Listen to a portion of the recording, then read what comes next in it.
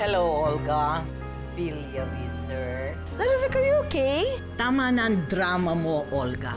Kahit nakopya mo ang mukha ni Cecilia, marami ka pa rin hindi nag-aya sa kanya. Ang katibayan, ikaw talaga si Olga Villaviser. Look, if this is another one of your business pitches, NBI report yan na nagpapatunay na si Margarita Trajano ay talagang si Olga Villaviser. yun na dahil sigurado ako na imposibleng magkatotoo ang sinasabi ninyo. Dahil alam ko kung saan naroon ang babaeng yan. Prove it. Dalhin mo kami kung nasan si Olga ngayon na. Anak, mag-breakfast ka na. Cecilia? Wala siya rito. Saan nagsuot ang batang yun? Hindi ako marunong magsinungaling sa apo ko. He must know the truth kahit nagkano yung kasakit. Please, hindi ko kaya. Mahal na mahal ko si Carlos. I'm sorry.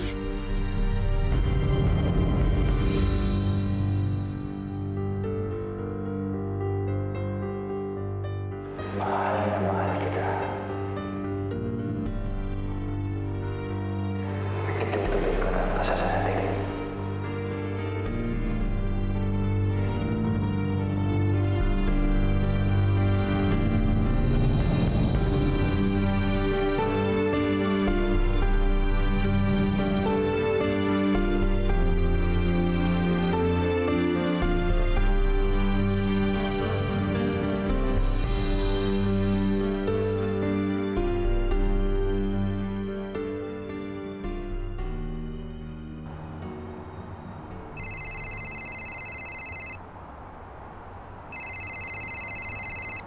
Hello, Lola Vic.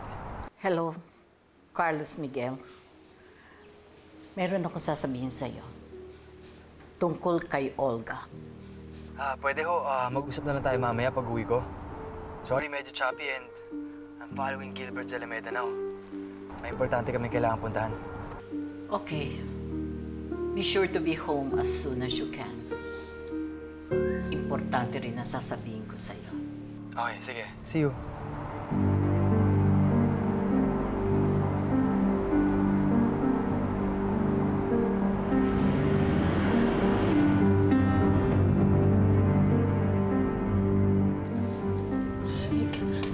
Ludovic, parang awan niyo na po. Ludovic!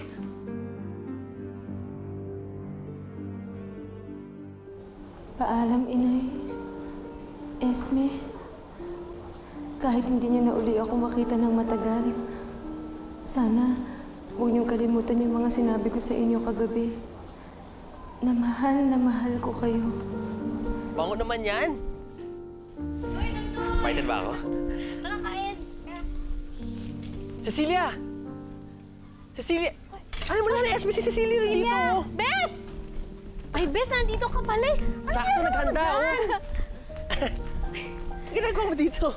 Ang galing-galing mo naman. Alam mo, pinag-usapan ka palang namin ni Nay Mariana. Eh, sabi namin sana nandito ka. Eh, nandito naman pala to eh. Kala namin makatagal ang papagbalik mo dito eh. Pwede na ako kumain. Uy, ito na please, kain tayo. Sige. Ludovic, maawa kayo sa akin. Mahal na mahal ko si Carlos Miguel. Hindi ko kaya mawala siya. Hindi na magbabago ang desisyon ko. What you did is simply unforgivable. Hindi ka lang basta nanloko ng tao. Ninakawan mo rin ang buong pagkatao si... Teka. Pagkatapos mong nakawin ang mukha ni Cecilia, ano ginawa mo sa kanya? Saan napunta ang totoong nobya ni Carlos Miguel? Anong nangyari sa totoong Cecilia? Bes, okay ka lang ba? Bakit ka umiiyak? Meron ka bang malaking problema na dinadala? Wala, Esme. Masayang-masaya lang talaga ako. Nakasama ko na ulit kayo. Uy, tama na yan. Ikaw naman, huwag ka na umiyak noon. Nandito na kami. Kompleto na tayo. Alam mo, tama na yan. Kasi baka may pagkamali na tayong maliw. Ano? Anong maliw? Aba, syempre, magagandang baliw, di ba? Para to si Cecilia, umiiyak, wala naman dahilan pala. O, bilis kumain na tayo. Kaya pala minsan para akong puliw. Puliw, ano yun? Poging baliw. Ay, mas si Gandoy. yan. Alam mo, kung ikain na lang natin yun. Nagulong na ako. Ay, hindi na gamit. Alam mo, gamitin mo na tong plato ko. Ito na. Adobo Sige, ba yan? sige, ako Adobo? na lang dito. Ay, hindi. Anong ginawa mo sa kanya? Binuhay mo ba? Dinala sa malayo? Pinatay mo? Sinira mo ba ang mukha niya? Siya ba babaeng biglang sumulpot sa simbahan? I wonder. Nasaan na kaya ngayon ang babaeng yun? Di kaya siya na mismo ngayon si Margarita Trajano? Grabe, musag ako. Malamang naman, Dandoy, no? Iinubos mo lahat eh. Ay, ito pa. Pati yung akin. Hindi ko inubos lahat. Naku, meron pa. Ay, naku! Ay, himagas naman! Miss ko rin to. Ang sarap nito. Kakanin na rin ako. Dito ko yan. Oo, dito niyo ilagay para masarap. O, ayan, oh. Kaya naman si Aling Mariana. Ang dami maganda ng pagkain. Ayaw mo. Eh, Dandoy, ano ba gusto mo? Yung hinahingan ka ng ganito karaming pagkain o yung tinatagayan ka naman ng alak mo? Ano, gusto ko naman to, no? Ayun! Walang kasamang hangover bukas. Buti na lang, inay, no? Natalikuran ninyo ang pag-inom ng alak. Nako, best, no? Mabuti na at nadelikado yung buhay mo. Eh, din bago agad si Nay Mariana. Kung sakali, din nawalan siya ng napakabait na anak at sa buong mundo pa to, ah.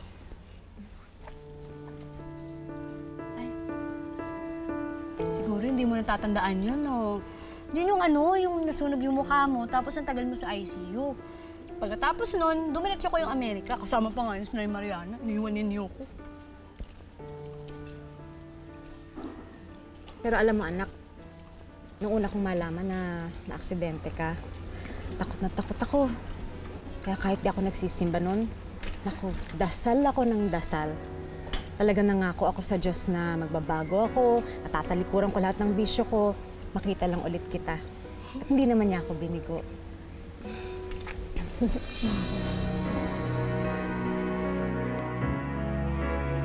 Kahit paano pala, may dapat din ako ipagpasalamat kay Olga. Dahil sa ginawa niya, nagkaroon ng katuparan yung pangarap ko noon. Yung maranasan ko rin ngayon kung paano ako mahalin ng nanay ko.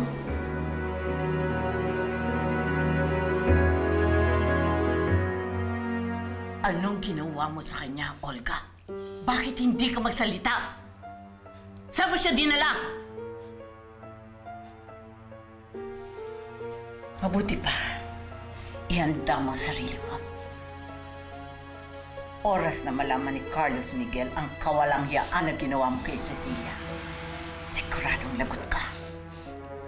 Ito na ang pagbagsak mo, Olga Villavicer.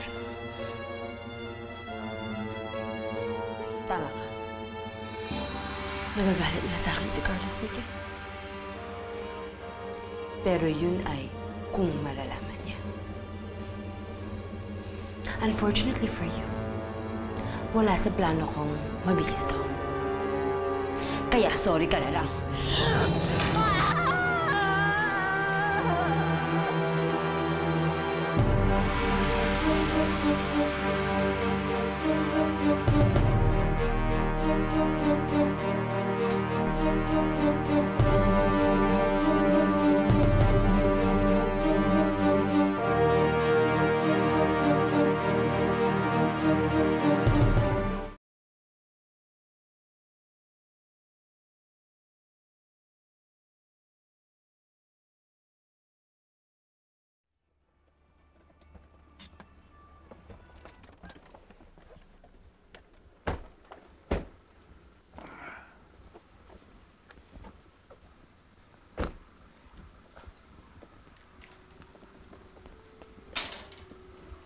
Ano ginagawa natin dito?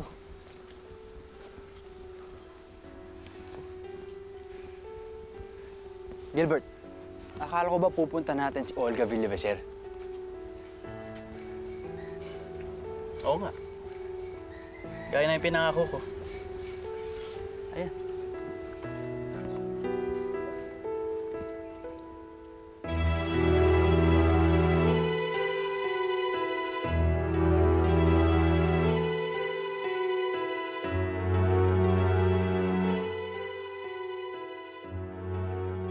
Alam mo, walang araw na hindi ko pinagsisihan yung mga panahon nating dalawa.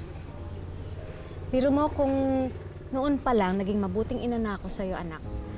Eh di sana mas marami tayong masasayang pinagkikwentuhan ngayon. Kalimutan niyo na po yun, Nay. Ang importante po, yung ngayon, tsaka yung bukas.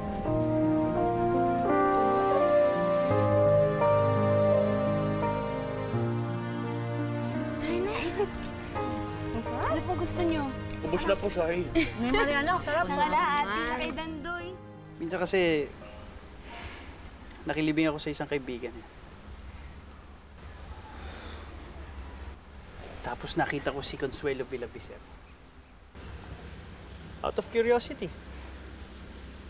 Tinignan ko kung sinong dinadalaw na. Yan po doon nakita ko.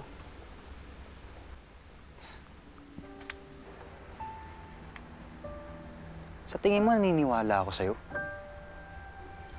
Gawa-gawa mo lang yung mga sinasabi mo para matago yung totoo. Buhay pa si Olga. Alam ko yun. At nagtatago siya sa likod ng katauhan ni Margarita. Kung ayaw niyo maniwala, di sige. Kung sa tingin mo nagsisinungaling ako, kumuha kayo ng permit at pahukay niyo itong puntod ni Olga. Ngayon, kung wala na kayong sasabihin, pauuwi na ako. Sa kanila lang ako istorbohin. Kapag kumpleto ng ebidensyang hinaharap niyo sa akin. Saka pala, sandali. Ikaw, sa susunod na magbibigay ka ng report sa amo mo, siguraduhin mo, kumpleto lahat ng facts. Para hindi nagbumukhang tanga ang amo mo. Gaya na nangyayari ngayon.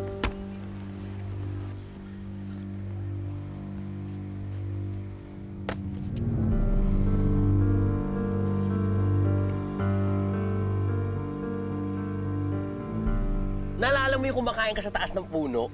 Ako? Ang dinala mo doon yung ulam, no? Ay, naku, mas okay yun kaysa naman yung sa kanya, di ba? Nahubaran ka rin eh! Nalaglag pa sa puno.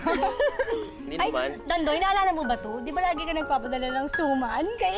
Oo, Ayo. Pero lagi mong inuubos. Ay, kaya nga ako tumaba. Para Dahil... si Cecilia yun, eh, hindi para sa'yo. Kaya ayaw niya kainin. Kayo talaga. Gilbert, naku, Manang, bakit? si Cecilia. Asa si Cecilia? Hindi ko nakikita eh, kanina pa. Hinanap ko na sa buong bahay, wala talaga, nawawala. Hindi pwede to. Hindi siya dapat sumusuway sa usapan. Naku, ano oras na ba? Kailangan ko na ata umuwi eh, parang magagabi na eh. Eh, oo nga anak, para hindi ka abutan ng dilim. Tulungan ko na po kayo mag-ayos, Nay. Hindi na, ano ka ba? Sige na, mauna ka na. Kaya mo na si Dandoy tumulong kay Nay Mariana. Anong bahala dito? Oh, mira lang naman ang katamaran mo, Esme. Di naman natin Sayang naman to. Di ba? Gusto mo magbaon? Pwede po. Ay, Bes, yung phone mo nag-ring. Ay, nagva-vibrate siya eh. Naku, baka mamaya si Carlos Miguel na yan. Sagutin mo na. Ha? Si Carlos Miguel! Oo. O sige, Sandali lang, Ayos lang kami dito. Ay, Tama si Gilbert. Hindi ko kasi na-double check to eh. Saka, ito yung resultang lumabas sa crime lab. Hindi ako naniniwala. Buhay pa si Olga. Kung buhay si Olga, eh sino yung nakalibing dito sa puntod niya? Lakarin mo yung mga permit para ma-exhume natin yung libingan na to. Gusto ko ipakita kay Gilbert na hindi ko titigilan si Margarita. Gagawin ko ang lahat para mapalabas ang totoo. Siya talaga si Olga.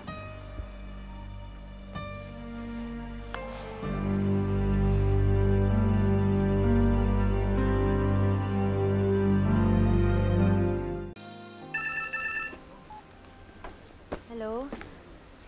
Oh, Gilbert. Oo, pauwi na ako. Nalibang lang kasi ako sa pagsha-shopping eh. Oo, sige. Bye.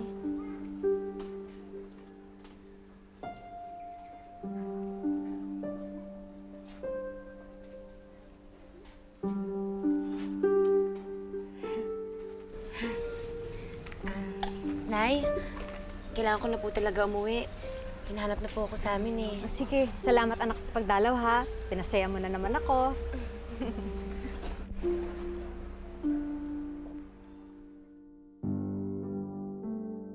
Ma'am, andito na po sila. Sila Sir Carlos Miguel. Well, well, well. What brings you here, Carlos Miguel?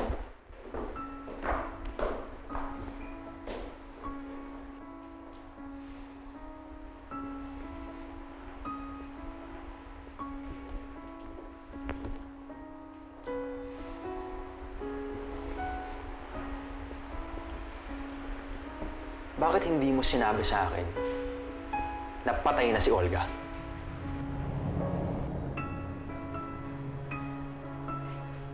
Alam mo namang matagal ko na siyang hinahanap. At kung hindi pa pinakita sa akin ni Gilbert ang puntod niya, edi hanggang ngayon hinahanap ko pa rin. Ano? Wala ka sasabihin? Sa tingin mo, kung buhay pa yung kapatid ko, hahayaan kong mahanap niya siya? You think I will let her get imprisoned for a crime na ikaw rin naman ang nagtulak sa kanya para gawin? Kung patay na talaga siya, bakit tinawag mo Olga si Margarita Trajano nung dinner namin ni Gilbert? Kung sa isang Cecilia nga, nang gagalaiti ako, sa dalawa pa kaya, natuwang-tuwang makipaglandian sa'yo? Tumalon sa building ang kapatid ko dahil sa katangahan sa pag-ibig. You think I'll be proud to let the whole world know? Kahit kailan, hinding-hindi pwedeng malaman ng mundo na may isang Villabisa na nagpakamatay para sa isang Altamonte. I didn't know, Consuelo. I'm sorry. If there's anything you want me to do, there's anything I can do. Meron. That is for all the pain you have caused my sister. Leave my house! Bilisan niyo!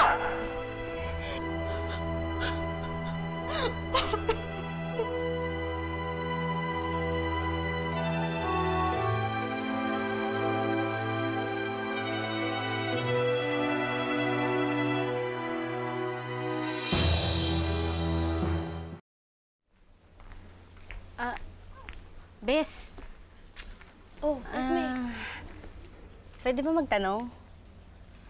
Oh, Sino yung Gilbert? Gilbert? ha? Ano yun? Yung designer ko ng damit. Kasi hindi ako nakapunta dun sa appointment ko sa kanya. Kaya ayun, hinahanap niya ako. Mananahi lang naman pali. Ba't kailangan mo magsinungaling? Pwede mo naman sabihin sa kanya nandito ka sa probinsya, dinadalaw mo kami, tsaka yung nanay mo, di ba? Pwede mo sabihin totoo eh. Kasi alam mo yung mga designer, ano yun parang mga reporter. Di ba, baka machismis ako, kaya kailangan lagi ligtas yung sagot ko. Baka mamaya madamay pa si inay. Halika, hatid mo na ako. Oo, sige.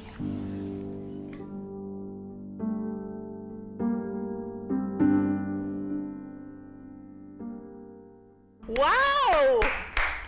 Bravo! Ang galing, Consuelo. Bilib din naman ako sa acting mo, no? At bakit may sampalan factor pa talaga? Ano ka ba? Di ka pa nasanay sa akin. Siyempre, nakakita ko ng butas.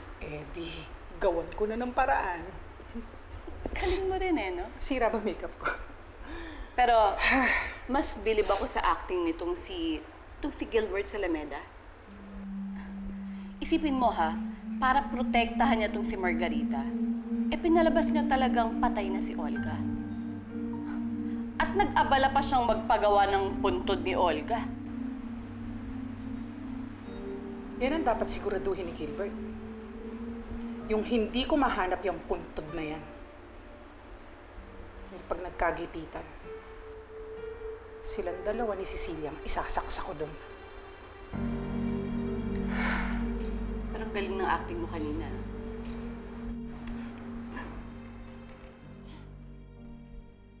Naku po! Si Senyora! Anong nangyari kay Senyora? Naku! Naku! Si Senyora ko! Tulong! Naku po! Senyora ko! Senyora!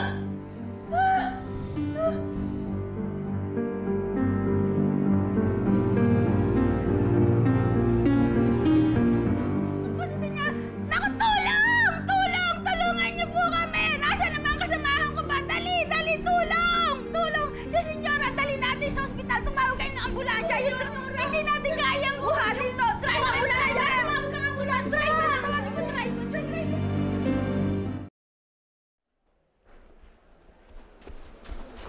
Excuse me, sorry.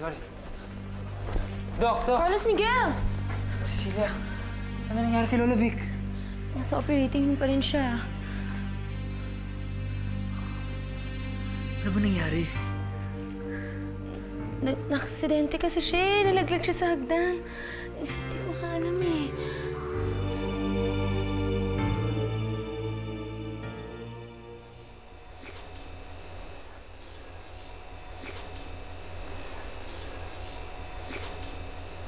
Akala ko ba nag-shopping ka?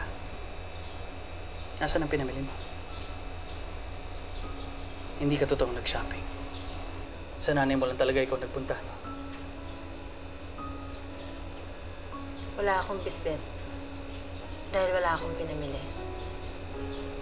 Gusto ko lang magtanggal ng stress kaya maghapon ako nag-window shopping.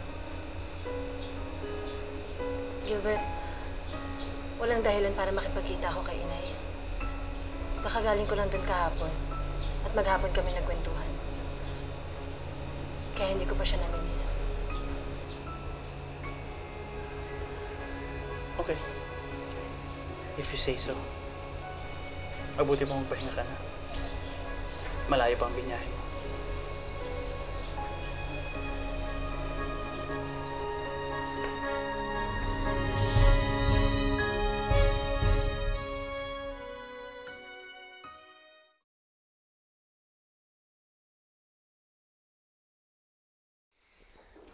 Manang, kayo ba yung kasama ni Lola Vic sa bahay? Opo, senyorito. Nasaan kayo lahat nung nangyaring aksidente? Kasi po, senyorito, abala po kaming lahat sa gawaing bahay. Si Cynthia naman po, nag-day off. May emergency daw sa kanila. Tapos nakarinig ako ng kalabog. E di, lumabas po ako. Nakita ko po si Senyora Victoria. Mukha pong nahulog sa hagdan. Tapos tinakbo ko siya para tulungan. Nang mag-angat po ako ng mukha, nakita ko po si Senyorita Cecilia.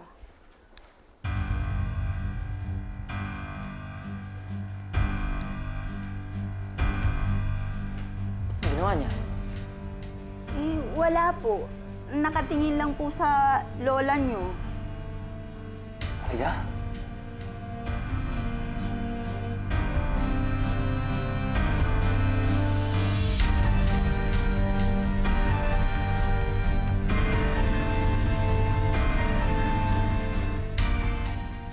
Yan ang ikakapahamak mo. Hindi ka na naman nag-isip!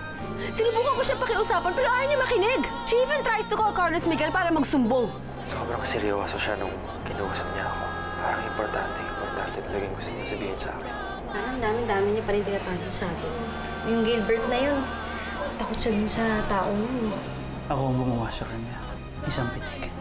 Kaya ko yung balik kung ano siya dati. Naglabas na naman ng alas si Gilbert. Patay na si Olga Villavicer. Buhay si Olga Villavicer! Buhay na buhay siya! Ako nakakasigurado na buhay pa si Olga. Yung itsurang yun ni Senyorita Cecilia, nangulog si Doña Victoria dahil itinulak niya. Isang aksidente lang ulit ang kailangan yan para tuluyan na manahimik yung matandang yan.